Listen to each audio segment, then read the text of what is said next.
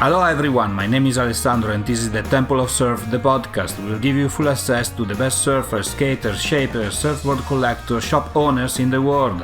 Discover with me their stories, the greatest successes, amazing behind the scenes, and much more.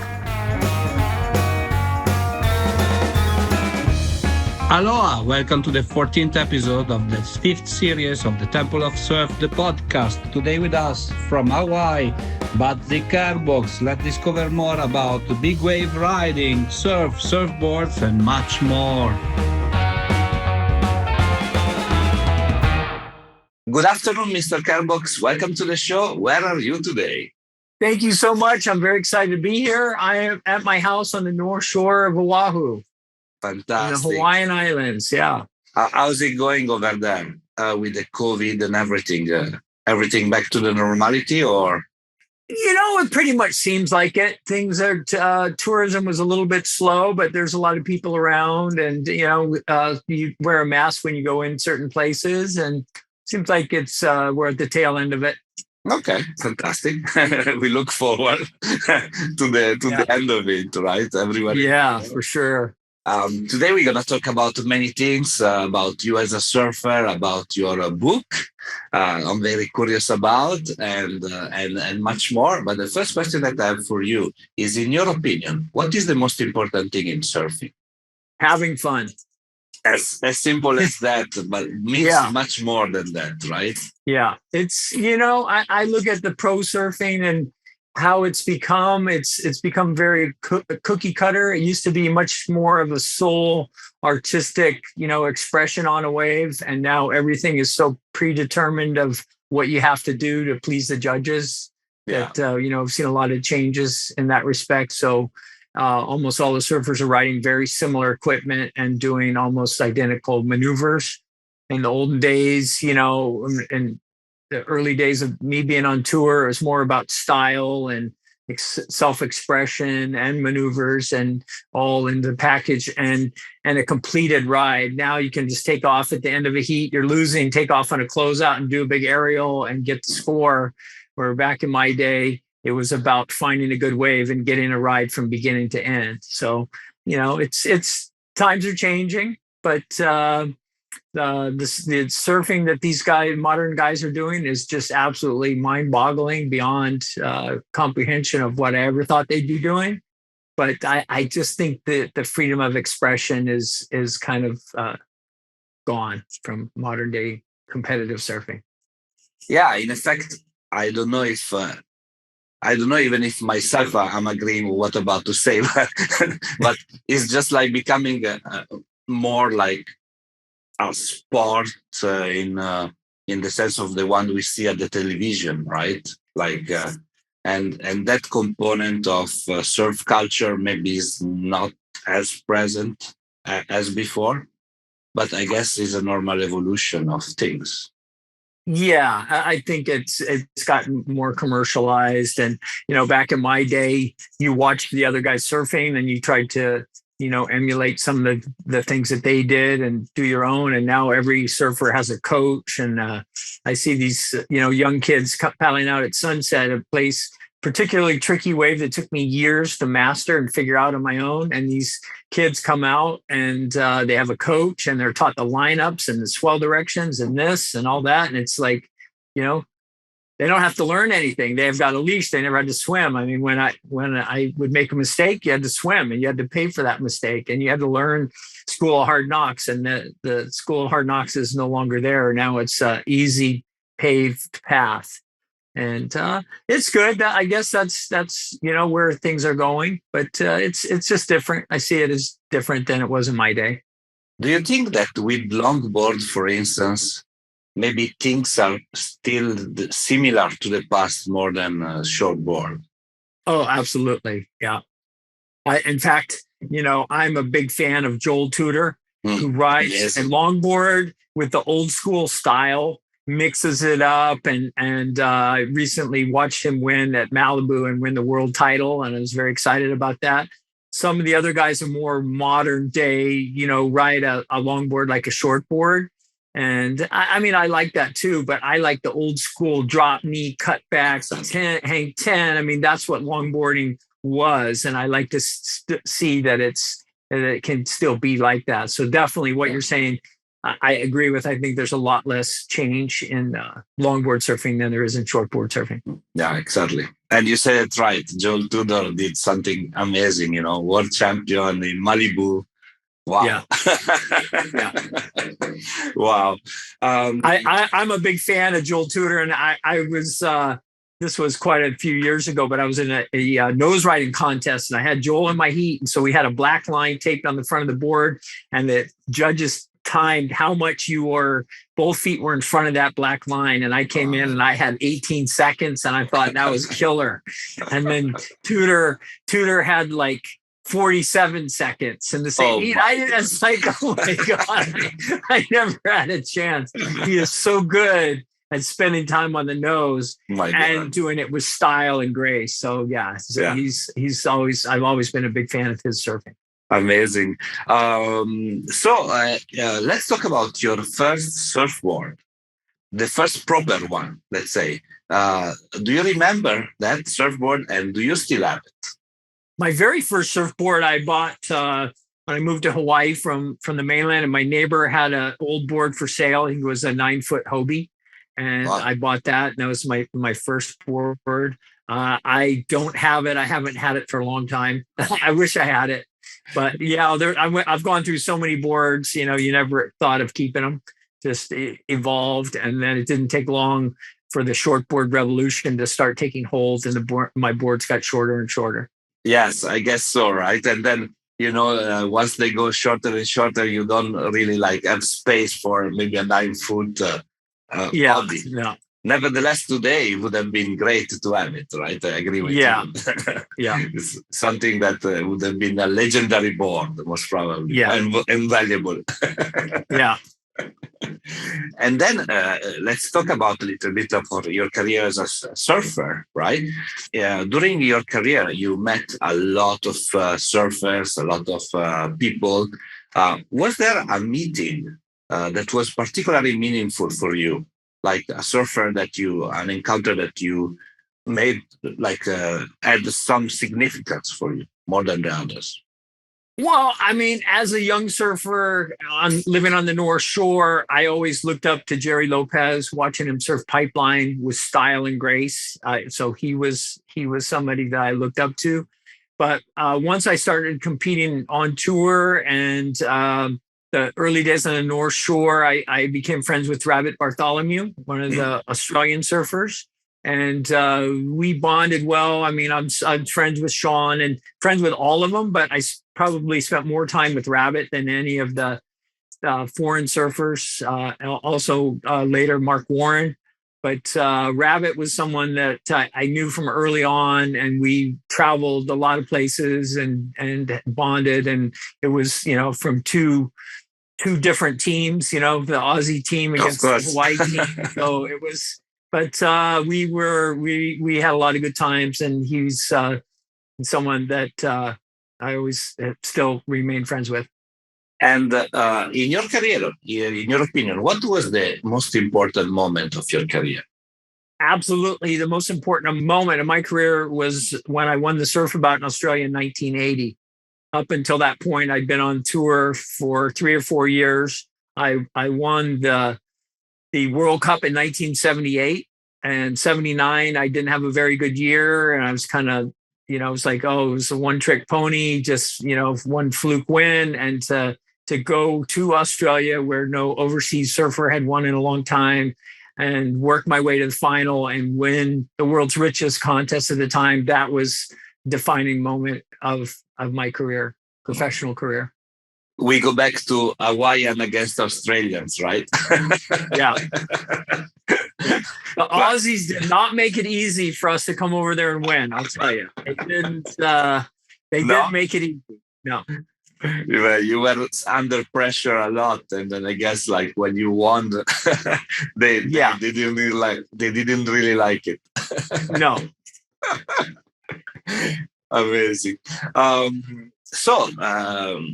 the transition between that career as a surfer to nowadays your book that has been released, I think, at the beginning of this year, right?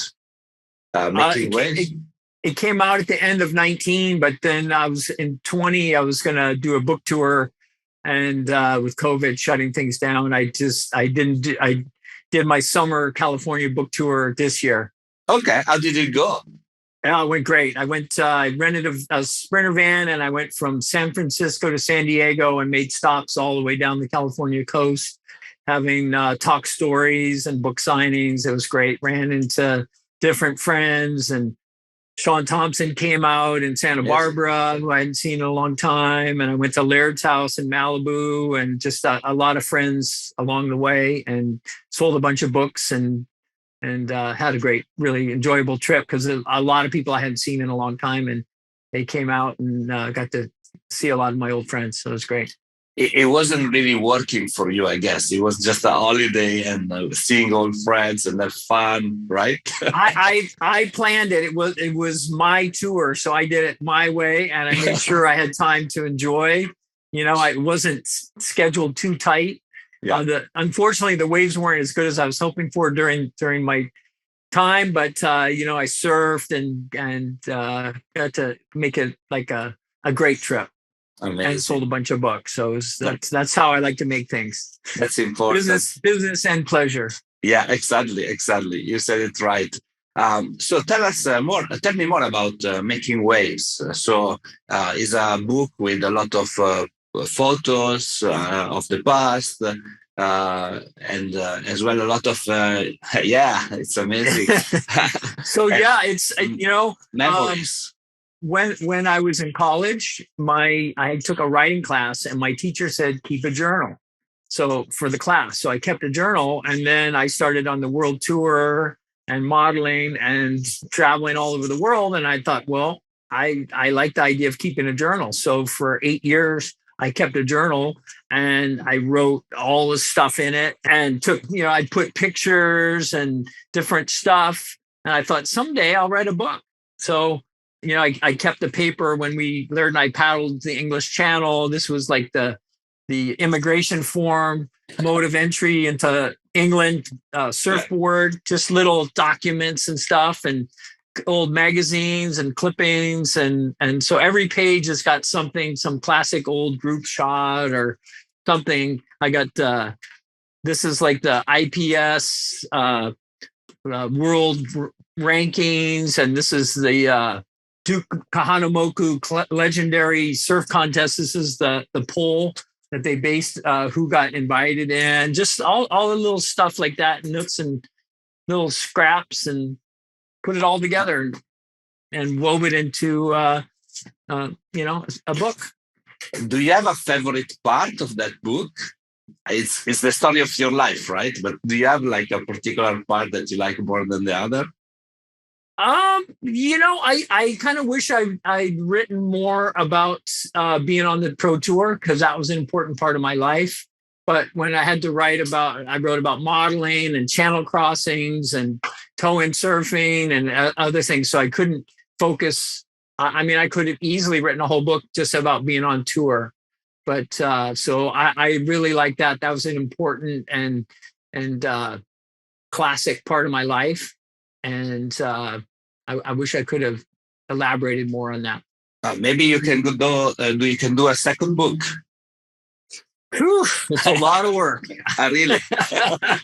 How long does it take to write a book?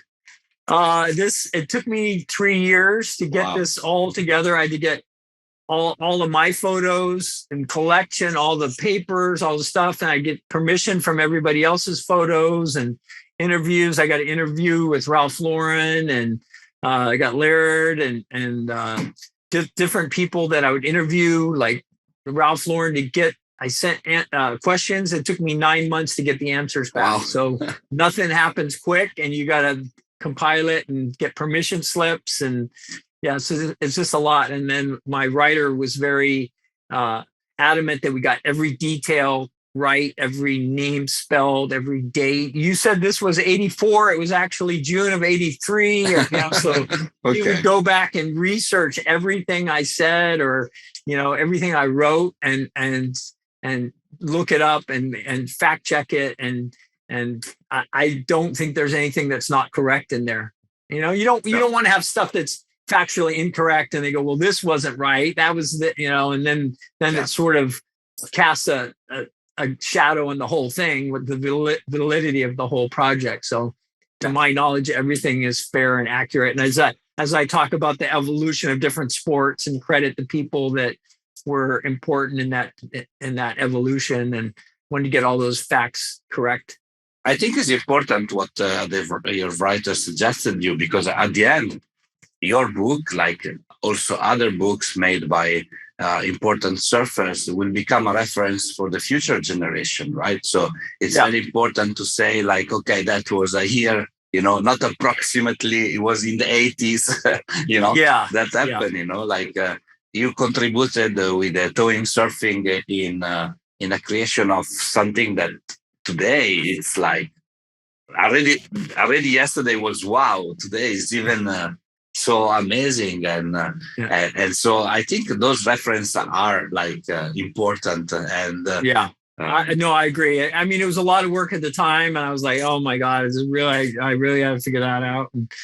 And then she made me give my own definitions of a bunch of surf terms. So my editor actually wasn't a surfer, so I had to teach her about surfing.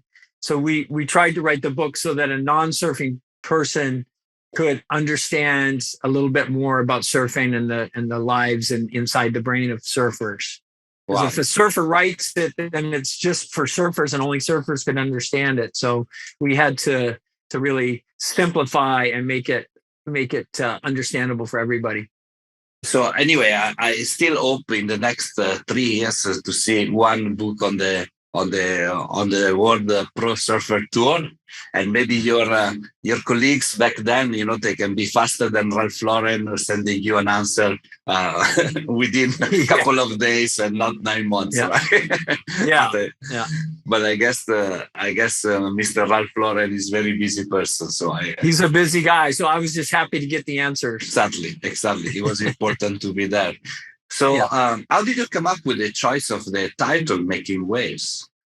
I didn't know what to name it, and my editor just one day said, "How about Making Waves?" And that was sort of the working title while we were doing it. At the end, we just never came up with anything better, so that stuck, Making Waves. Okay. Because like when I was thinking about it, and I was thinking about this question for you, in effect, you with Laird Hamilton, you were able to create in a certain way waves. No, I mean, you didn't create the waves themselves, right? Yeah, no, like but there were some shock waves and different kinds of waves of what we were doing and how it was reacting and spreading out. So, but I think. Please. I think I think it's a good title. It's sort of got that subtle meaning. Yeah, exactly. So I guess, not I guess, but because of you, today people are able to surf waves that they were not thinking back then. If we go back in the 60s, it was impossible to surf waves with a motorboat, or now with a motor scooter or whatever. And it's amazing. So if we talk about towing surfing, a lot has changed for sure in terms of security, in terms of safety, and as well in terms of tools, right? But what remained the same in your opinion? Well, I think, there's guys that are coming along. I have to use the example of Lenny. I think he stepped on our shoulders to learn a lot of the things that we did, and he has taken it to a whole nother level. He trains hard. He's taken breath holding. He's got coaches. They've got the inflation and flotation, and always has lifeguards standing by on skis for him. So he's taken what we did to a whole nother level. in a lot of respects, and his surfing is it's amazing. But people see him on a tow wave at Jaws now, because most of the guys are paddling. And they see him on a tow wave and go, "Oh my God, that's incredible!" But it's like, yeah, I mean, we were doing that, maybe not at that level, but pretty close way back. And it's kind of been forgotten. Is now it's Kai Lenny's making it like it's new again. Yeah. But I hats off to him. He's a very, very talented waterman. I think the most talented waterman and versatile waterman in the world today, riding foils, windsurfing, stand-up paddling, you name it, paddling, surfing, tow surfing. There's no guy rounded and has the skill sets that Kai possesses. And it's exciting to see somebody like that take the ball and run with it. And right now, it seems like there's nobody can catch him. But you said it right, Waterman is the right definition of people that at the end, also if we look at the history, made the difference into the sport, but also in the surf culture, right? If we go, I don't know, from Joey Cabell to Greg Knoll a certain extent, or we go for John or Kay Lenny. I mean, it's you, Laird Hamilton. It's when you are like kind of 360 all rounded, is that you make the difference, right? So I posted a couple of weeks ago on my Instagram, Buzzy Kerbox. I posted a picture of me with Kai, and I said he's, in my opinion, the greatest all around, or the greatest waterman in the world today. And someone wrote, "Well, what about Mark Healy? He surfs big waves and he's a good diver." I go, "Well, yeah, that's good. Healy is a great waterman, but he doesn't foil or windsurf or kite or do a lot of the other sports. I mean, surfing and diving is good, and back, few decades back, if you could dive and surf, you were the ultimate waterman. But now, with the other sports that Kai's doing, I think that it puts him in a league of his own. No disrespect to Mark Healy. He's great, but he's not in Kai's league, in my opinion." No, definitely. I agree with you. So let's, making waves. So talking about waves, what was the most memorable wave that you ever surfed? Well, I've had many at Jaws, but probably the most memorable wave was the first big wave I towed into. Laird, Derek, and I had the Zodiac, and we were towing at backyards and got some pretty good ones. But then this really big northeast swell came, and it was 25 foot outside Laniakea, a third reef. And my first wave was the biggest wave I'd ever been on by far. And I towed on and I let go, and this wall was lining up in front of me. And I thought, I'm going fast. I'm on this board. I'm going to make this wave.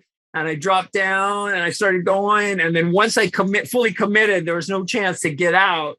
I committed and I went, "Oh shit, I'm not going to make this one." And I straightened out, and I was just horrified. I was on Laird's 10-2 balsa board with a leash, no flotation, none of that. And I straightened out, and the white water just passed me. I was standing there in calm. And all of a sudden, it felt like someone just grabbed the back of my wetsuit and yanked me off and ragdolled me like I'd never been ragdolled. The board's pulling me, and I'm just getting thrashed, held down. It probably wasn't even the longest hold down I've ever had, but it was a long one, substantial. And I came up to the surface, and I got a tasty breath of air. And Laird and Derek pulled up in the boat, smirking, and go, "How was that one?"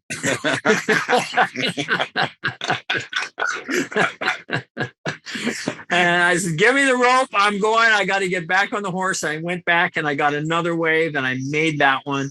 And that ride probably sticks out as the most memorable. Amazing. Thanks for sharing. Do you still have that Zodiac boat or no? No, I don't. Is somewhere in the world or has been It's with that crashed? 9-foot Hobie somewhere. At least. Definitely. No, I called some people call those boats inflatable. I call them deflatable. Okay. There's always something, things losing air. So by the time we were done with it, nobody wanted that thing. I guess so. You use it quite a lot, right? Yeah. Cool. So before we go to the last part of our interview, where people can buy your book? Well, unfortunately, I'm having a hard time sending it overseas. So you can buy it in the United States on my website at buzzykerbox.com. But overseas shipping right now costs more than the book itself, and it's kind of a pain.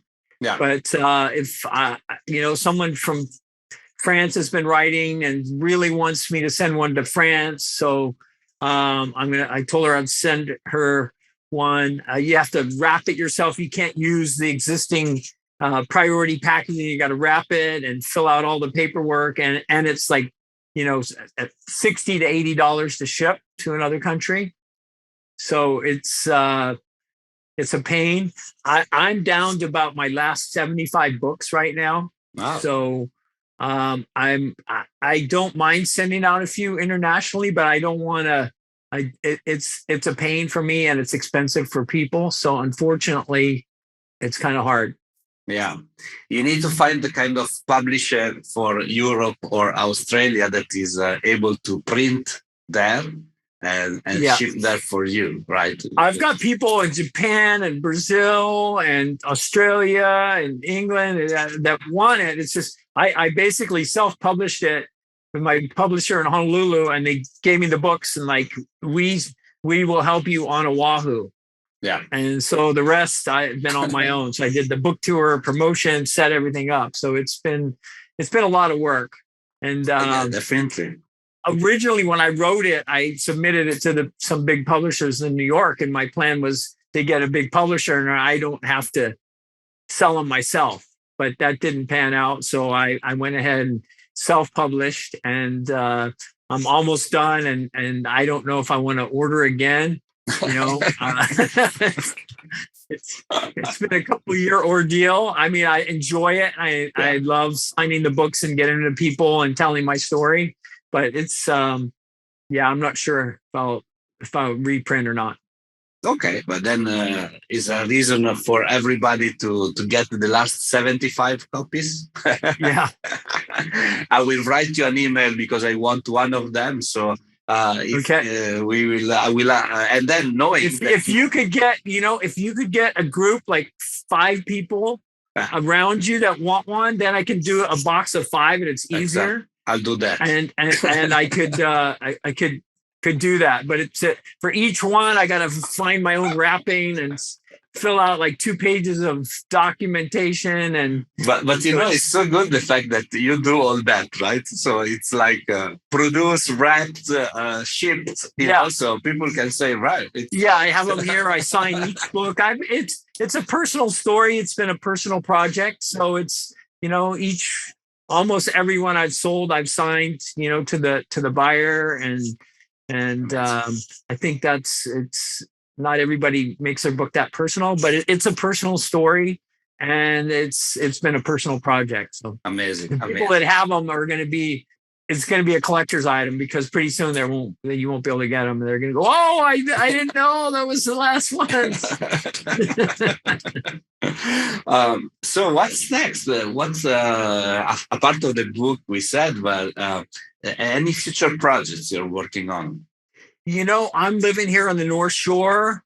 My kids are grown. My youngest is 19 now, and he has moved to this island. So he comes out and surfs with me and tow surfs. And I've been wing foiling. I just got a wing that's like a kite you hold in your hand, and then you go out and foil. And I'm just, I'm no spring chicken, but I'm still getting in the water and enjoying life. And my message, one of the last chapter of the book is solo at 60.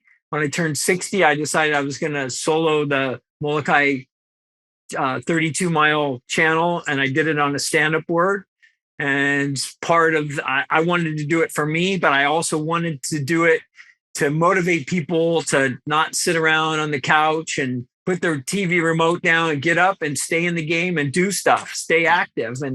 And I love the lyrics from a Tom Petty song, "Never slow down, you'll never grow old." And I just believe if you keep going, that you can keep going. I see guys. I ran into one of my old Hawaiian surfer friends, James Jones, who's like almost 70 years old, and he's still out surfing. He's in shape.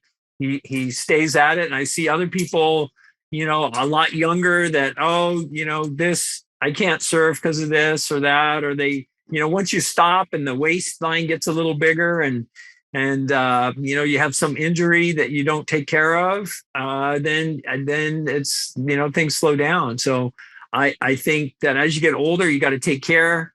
And I see a lot of people that they gain, say, 15 pounds, and they decide I'm going to get rid of it. And they try to get rid of it all in one go, and they hurt themselves. And then they end up back on the bench at 20 pounds. And it's like, if you're going to start coming back from overweight or out of shape, start back in slowly and make a meticulous effort to get it back, because it doesn't come back overnight. You're not going to lose 15 pounds in a day. You're not going to get strong, and that you slowly set your goals and work toward them and get back in the water, get back in the game.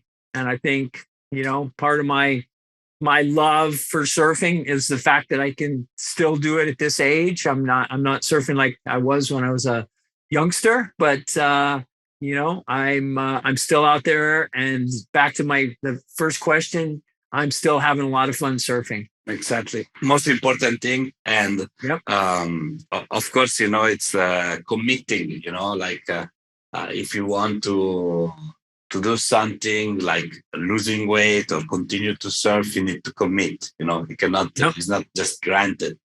And definitely, I agree with you. We're going to finish our interview with a short Q&A session. So please answer the first thing that comes up to your mind. Okay. The best surfboard that you ever ridden? Dick Brewer. Yeah, amazing. Gun, I guess, right? Was it? Gun and towboard. The best shaper, I guess. I know the answer already, right? Dick Brewer, right?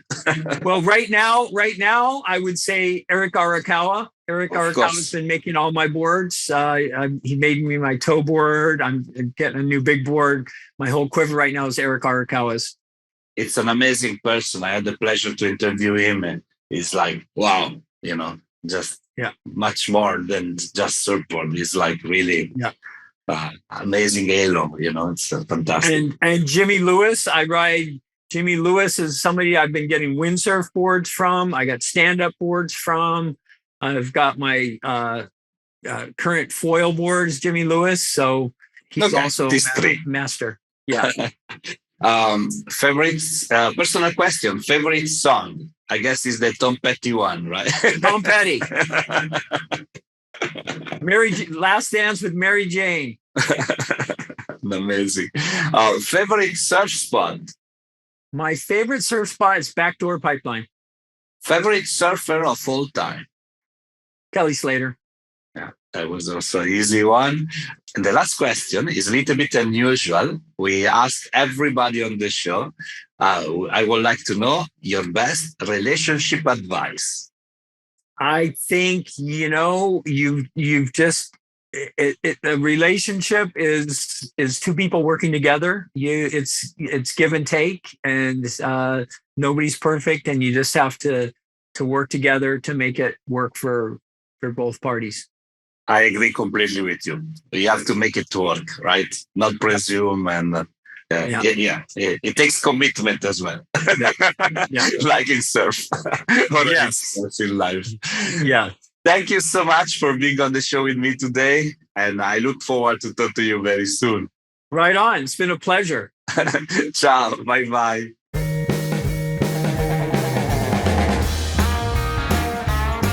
Hi, it's me again. I hope you enjoyed our today's episode. If you want to know more about us, please follow www.thetempleofsurf.com and all our social media. Mahalo!